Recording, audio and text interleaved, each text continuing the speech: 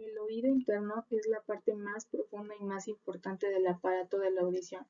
En su espesor se encuentra el origen de la rama coclear del nervio auditivo, encargada de recibir y transmitir a la corteza cerebral las impresiones acústicas propiamente dichas, y además el origen de la rama vestibular del mismo nervio auditivo, que conduce hacia los centros superiores las impresiones del equilibrio, que son las correspondientes al sentido estático.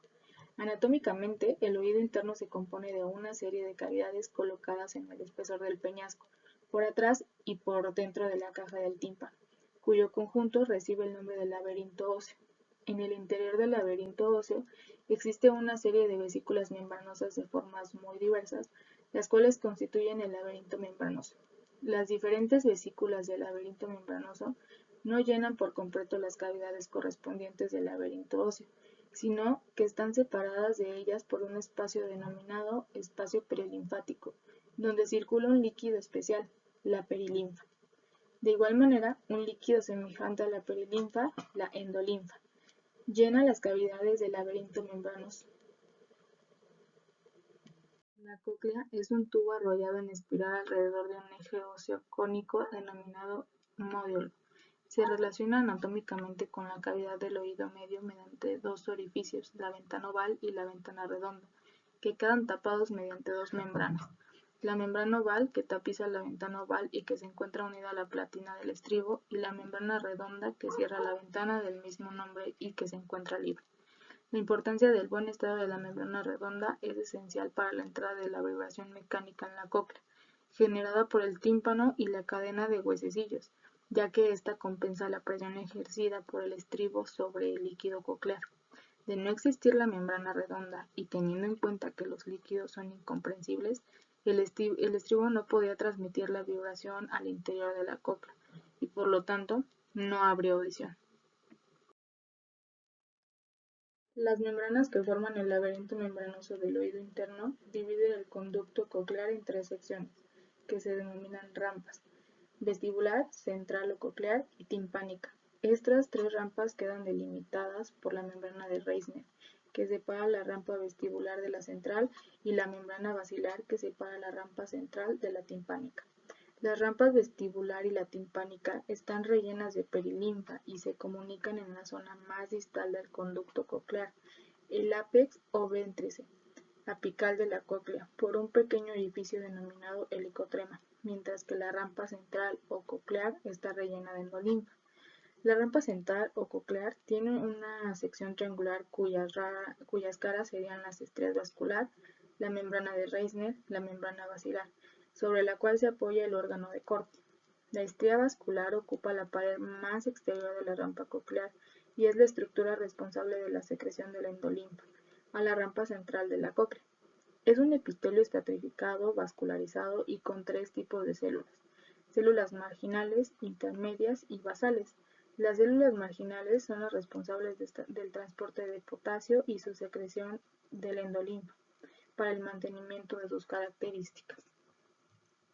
El órgano de Corti constituye el núcleo central del receptor auditivo de los mamíferos y es el lugar donde se encuentran las células sensoriales auditivas. Es un epitelio neurosensorial constituido por dos tipos de células: las células de soporte y las células sensoriales, y está cubierto por una membrana celular, la membrana tectoria, compuesta de colágeno, glicoproteínas y glicosaminoglicanos, y con una estructura fibrillar de regiones limitadas. La membrana tectoria tiene en su cara basal una zona en la que se anclan los estereocilios de las células ciliadas externas. El papel funcional de la membrana tectoria se relaciona con la producción de desplazamientos en los cilios de las células sensoriales y por lo tanto con la iniciación de la transducción mecanoeléctrica de la señal sonora, además de constituir un reservorio iónico, sobre todo de potasio, en equilibrio con la endolinfa y para aumentar la eficacia de la activación medida por potasio de las células sensoriales. El órgano de Corti, situado en la rampa coclear encima de la membrana basilar, en el oído interno. El órgano de Corti es la primera parada del sonido en el canal auditivo y tiene como función principal en el sistema de audición la de transformar la energía mecánica de las ondas sonoras en energía nerviosa. Es en el verdadero receptor auditivo y por este motivo se le conoce como el micrófono del cuerpo. Está compuesto por células de sostén, membrana tectorial y las células ciliadas, que se disponen longitudinalmente en 4 filas por la membrana basilar. La mayor parte de estas están conectadas con una superficie gelatinosa, que es la membrana tectorial. Las células que componen el órgano de Corti no tienen capacidad para regenerarse, por lo que cuando se dañan se pierde la capacidad auditiva sin posibilidad de recuperarla. Así que perder el órgano de Corti significa perder el sentido del oído.